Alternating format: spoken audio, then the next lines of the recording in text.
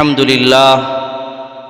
لله رب العالمين والصلاة والسلام على سيد المرسلين محمد وآله وصحبه أجمعين أما بعد قال الله تبارك وتعالى في القرآن المجيد فأعوذ بالله من الشيطان الرجيم بسم الله الرحمن الرحيم لقد كان لكم في رسول الله أسوة حسنة صدق الله العظيم وقال النبي صلى الله عليه وسلم لا يؤمن أحدكم حتى أكون أحب إليه من والده وولده والناس أجمعين أو كما قال عليه الصلاة والسلام۔ معزز سامعین، اللہ تبارک و تعالی لوگوں کی ہدایت کے لیے کم و بیش 2 لاکھ انبیاء علیہم الصلاۃ کو بھیجے، اور وہ لوگوں کی رہنمائی میں لوگوں کی مشقتیں برداشت کرتے رہے۔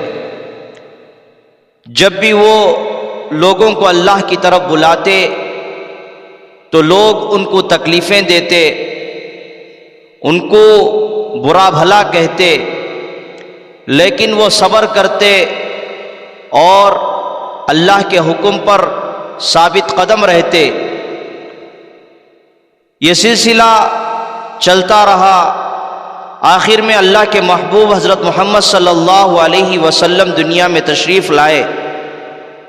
آپ نے بھی لوگوں کو اللہ کی طرف بلایا، ماننے والے مانے، جن کے حق میں ہدایت تھی اور جن کے حق میں گمراہی لکھی ہوئی تھی، وہ لوگ رسول اللہ صلی اللہ علیہ وسلم کے باتوں کو بھی نہیں مانتے، بلکہ ان کو طرح طرح کی تکلیفیں دیتے۔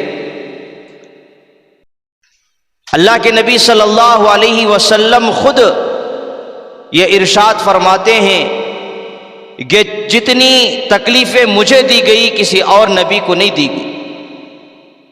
دین کے خاطر جتنی مشقتیں میں اٹھایا، کوئی اور نبی اتنی مشقتیں نہیں اٹھائے۔ ان ساری مشقتوں کے باوجود بھی اللہ کے نبی حضرت محمد صلی اللہ علیہ وسلم لوگوں کو اللہ کی طرف بلاتے رہے، کبھی مایوسی کے شکار نہیں ہوئے۔ لوگ ان کو برا بھلا کہتے، کوئی کاہن کہتا، کوئی ساحر اور جادوگر کہتا، کوئی شاعر کہتا، زبان میں جو آتا وہ لوگ بکتے۔ صرف زبانی تکلیف نہیں دیتے، بلکہ اللہ کے نبی صلی اللہ علیہ وسلم کے راستوں میں کانٹے بچھا دیے جاتے اور طرح طرح کی تکلیفیں آپ کو دیتے، لیکن آپ ثابت قدم رہتے، صبر کرتے، کبھی کسی دشمن کو بددعا نہ دیتے، کبھی گالی گلوچ نہیں کرتے، کبھی کسی پر غصہ نہیں کرتے۔ اب آپ آخری نبی تھے، آپ کے بعد کوئی نبی آنے والا نہیں ہے، لیکن جو ضرورت حضرت آدم علیہ السلام سے لے کر حضرت محمد صلی اللہ علیہ وسلم تک کے سارے انسانوں کے لیے جو ضروری چیز تھی، رہبری، انبیاء تو آتے اور چلے جاتے، لیکن لوگوں کو جو ہدایت کی ضرورت تھی جس طرح اس وقت تھی آج بھی ہے۔ داعی بدلتا گیا، دعوت کا کام قیامت تک کے لیے ہے، دین کی تبلیغ قیامت تک کے لیے ہے، لوگوں کو ہدایت کی ضرورت قیامت تک کے لیے ہے، لیکن نبی آخری زمان حضرت محمد صلی اللہ علیہ وسلم کے بعد کوئی نبی آنے والا نہیں ہے۔ نبوت آپ پر ختم ہو گئی، لیکن کام قیامت تک کے لیے ہے۔ تو یہ ذمہ داری ساری امت کے لیے آپ سونپ کر چلے گئے۔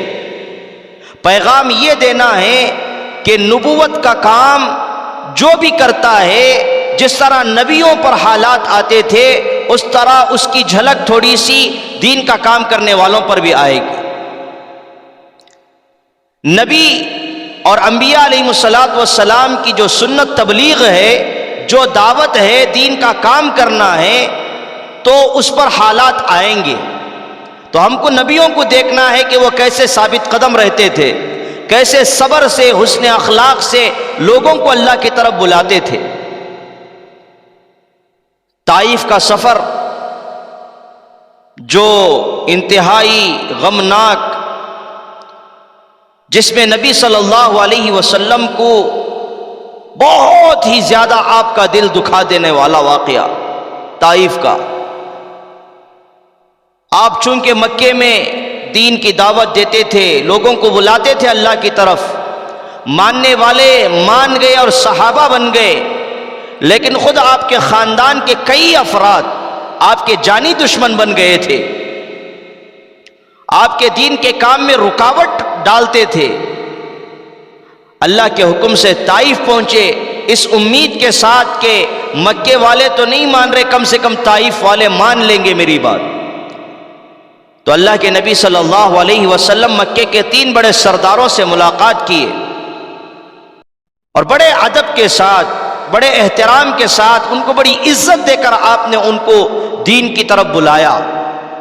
یہ امید لے کر گئے تھے کہ بڑے جو سردار ہیں، یہ سردار میری بات مان لیں گے تو ان کے ماتحت جتنے افراد ہیں سارے کے سارے اسلام پر آ جائیں گے، ایمان قبول کر لیں گے۔ یہ امید لے کر آپ گئے تھے۔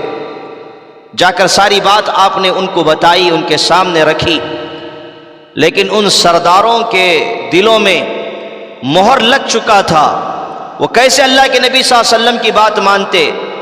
تینوں نے ایسی باتیں کی کہ آپ کا دل چھلنی ہو گیا۔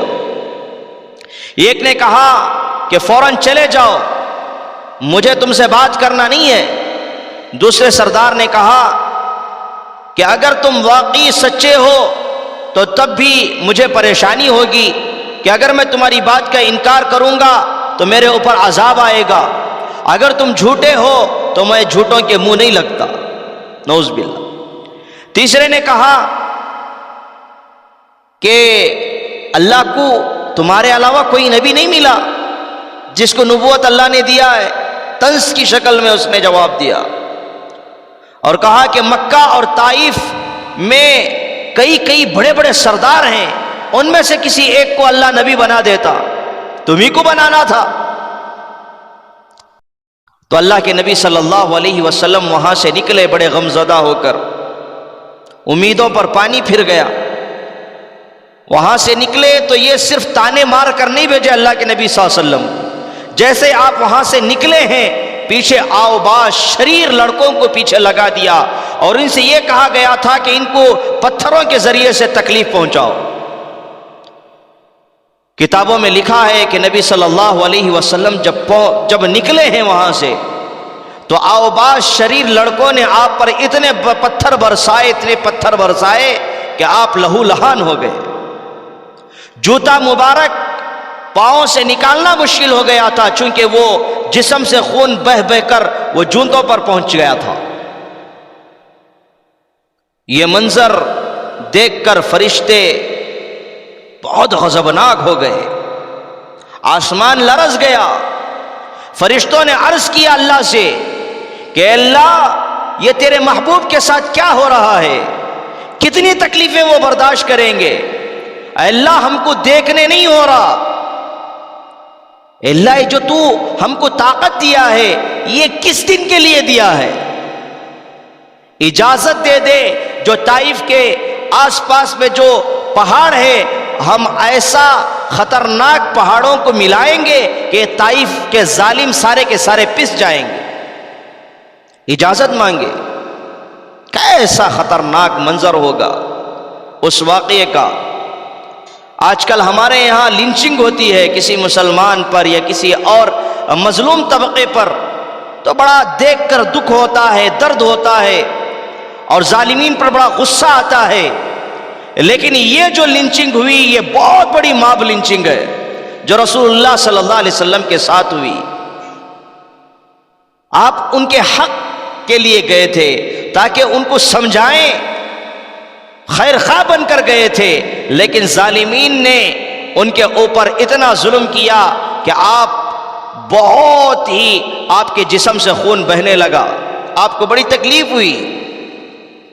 تو اجازت مانگی فرشتوں نے، اللہ تبارک و تعالیٰ نے اسی وقت ان کو انکار نہیں کیا فرشتوں کو۔ اللہ کی بڑی حکمت ہے، اللہ حکیم ہے۔ اللہ نے کہا کہ میں تو تم کو اجازت دیتا ہوں کہ تم ان کو ہلاک و برباد کر دو، لیکن یہ معاملہ میرے محبوب حضرت محمد صلی اللہ علیہ وسلم کا ہے، ان سے اجازت لے لینا، وہ اگر تم کو اجازت دے تو تم ہلاک و برباد کر دے گا۔ کیا مقام ہوگا نبی صلی اللہ علیہ وسلم کا۔ اللہ تو کن فیکن کے مالک ہے، اللہ ہلاک و برباد کی اجازت بھی دیتے تھے تو رسول اللہ صلی اللہ علیہ وسلم شکایت نہیں کرتے تھے، لیکن اللہ قیامت تک کی امت کے لیے یہ پیغام دینا تھا کہ نبی کا مقام میرے نزدیک اتنا زیادہ ہے، تم مقام نہیں دیتے۔ تو اللہ نے کہا کہ میرے محبوب کی اجازت لے لینا، اگر وہ اجازت دے تو پھر تم ان کو ہلاک کر دینا۔ فرشتے آئے رسول اللہ صلی اللہ علیہ وسلم کے پاس، رسول اللہ صلی اللہ علیہ وسلم سے عرض کیا فرشتوں نے کہ اللہ کے محبوب، آپ کو اتنی تکلیف یہ ظالم دیے ہیں، ہم ان کا بدلہ لینا چاہتے ہیں، آپ اجازت دے دیں۔ اللہ نے تو اجازت دے دی ہے، لیکن اللہ نے شرط رکھی ہے کہ آپ کی اجازت ضروری ہے، اگر آپ اجازت دیں گے تو دونوں پہاڑوں کو ملا کر ان کو ختم کر دیا جائے گا۔ رسول اللہ صلی اللہ علیہ وسلم نے فرمایا، کیا اللہ نے ان کی ہلاکت کی اور بربادی کی شرط یہ رکھی ہے کہ میں اجازت دوں؟ تو انہوں نے کہا کہ جی ہاں، اللہ نے یہ شرط رکھی ہے۔ تو رسول اللہ صلی اللہ علیہ وسلم نے ہاتھوں کو اٹھایا اور اللہ سے یہ دعا کی کہ اللہ تو مجھے عالمین کے لیے رحمت بنا کر بھیجا ہے، میں کیسے ان کو بد دعا دے سکتا ہوں؟ اللہ بے شک یہ لوگ مجھے جانتے پہچانتے نہیں ہیں، لیکن امید ہے کہ ان کی نسل میں سے لوگ ایمان قبول کریں گے، اس لیے میں بد دعا نہیں دیتا۔ کیا صبر تھا، کیا استقامت تھی۔ آج ہلکی سی تھوڑی سی مشقتیں اور تھوڑی سی پریشانیاں یا کسی اور لوگوں کے طعن و تشنی کی وجہ سے ہم پریشان ہو جاتے ہیں اور ہم دین کا کام کرنا چھوڑ دیتے ہیں۔ لوگوں کو امر بالمعروف اور نہی عن المنکر کرنا چھوڑ دیتے ہیں، لوگوں کو اچھی باتیں بتانا ہم چھوڑ دیتے ہیں۔ کیوں؟ اس لیے کہ لوگ کیا کہیں گے۔ لوگ کچھ بھی کہیں، ہم کو یہ سوچنا ہے کہ یہ کام کس کا ہے، نبیوں کا کام ہے، اور نبیوں کے کام کرنے میں حالات ضرور آئیں گے۔ علماء فرماتے ہیں کہ اگر اس وقت خدا نہ خواستہ رسول اللہ صلی اللہ علیہ وسلم بدعا دے دیتے یا فرشتوں کو اجازت دے دیتے تو سارے کے سارے طائف والے ختم ہو جاتے، تو پھر دین ہم تک نہیں پہنچتا۔ کیوں؟ اس لیے کہ بر صغیر، ہند و پاک اور آس پاس کے جتنے ممالک چھوٹے چھوٹے ممالک ہیں، سارے کے سارے ممالک میں جو دین پہنچا ہے ان طائف والوں کی نسل ہی سے پہنچا ہے۔ یہی لوگ یہاں آئے تھے دین پہنچانے کے لیے۔ تو اللہ کے نبی صلی اللہ علیہ وسلم کا احسان ہے کہ ہم جو آج بیٹھے ہوئے ہیں مسلمان بن کر، جو خاندانی ہم مسلمان ہیں، یہ نبی صلی اللہ علیہ وسلم کی وجہ سے ہے کہ آپ نے دشمنوں کو بھی بدعا نہیں دیے۔ آج لوگ اپنوں کو بدعا دیتے ہیں، لوگ بچوں کو بدعا دیتے ہیں، لوگ بھائیوں کو بدعا دیتے ہیں، لوگ دوستوں کو بدعا دیتے ہیں۔ کیوں؟ تھوڑی تھوڑی سی باتوں پر۔ اس لیے میرے دوستوں، ماؤں بہنوں، گزارش ہے کہ دین کا کام جس اعتبار سے آپ کر سکتے ہیں کرو۔ آپ زمینی سطح پر کام کرتے ہیں کرو، آپ سوشل میڈیا کے ذریعے سے کام کرتے ہیں کرو، لوگوں تک دین پہنچاؤ۔ اس لیے کہ جو دین کے کام ہم آج نہیں کر رہے، غیر اور جو گمراہ فرقے ہیں اور گمراہ لوگ ہیں، وہ لوگ دین کا لیبل لگا کر لوگوں کو گمراہ کر رہے ہیں، لوگوں کو گمراہ کر رہے ہیں۔ آج ضرورت ہے کہ ہم دین کا کام کریں اور ثابت قدمی کے ساتھ کام کریں، صبر کے ساتھ کام کریں، حسن اخلاق کے ساتھ کام کریں، لوگوں کو جوڑ کر کام کریں۔ لوگوں کے سامنے چھوٹا بن کر کام کریں گے تو اللہ تبارک و تعالی جس طرح فتوحات نبی صلی اللہ علیہ وسلم کو اور صحابہ کو دیا تھا، اللہ آج ہمارے ساتھ بھی وہ فتوحات عطا کریں گے۔ نبی صلی اللہ علیہ وسلم طائف کا یہ سفر، اس میں آپ نے صبر کیا، ثابت قدمی کے ساتھ آپ نے مظاہرہ کیا اور بدعا کسی کو نہیں دیے۔ تو اس کے بعد کا جو سفر تھا وہ معراج کا سفر تھا۔ طائف میں آپ نے صبر کیا تو اللہ تبارک و تعالیٰ نے معراج میں بلا کر آپ کو اپنا دیدار کرایا. تو آج بھی ہم صبر کریں گے تو اللہ قرآن میں کہتا فَإِنَّ مَعَ الْعُسْرِ يُسْرًا إِنَّ مَعَ الْعُسْرِ يُسْرًا. مشقتوں کے بعد آسانیاں آئیں گی تو ثابت قدمی کے ساتھ حسن اخلاق کے ساتھ اللہ کی مددیں لیتے ہوئے اللہ سے دعا کرتے ہوئے انشاءاللہ دین کا کام کریں گے تو اللہ کی طرف سے مددیں آئیں گی. اللہ تبارک و تعالیٰ سے دعا ہے کہ اللہ تبارک و تعالیٰ ہم تمام کو دین کا کام خوش اسلوبی کے ساتھ خوش اخلاقی کے ساتھ حسن اخلاقی کے ساتھ ادا کرنے کی توفیق عطا فرمائے. وآخر دعوانا ان الحمد للہ رب العالمین. ناظرین سے گزارش ہے کہ آپ ہمارے چینل کو سبسکرائب کریں اور ہمارے ویڈیوز کو لائک کریں اور دوسروں کو شیئر کریں اور بیل آئیکن کو آپ کلک کریں تاکہ ہم نئے نئے ویڈیوز آپ کے سامنے لاتے رہیں اور سب کا فائدہ ہو. جزاک اللہ خیرا.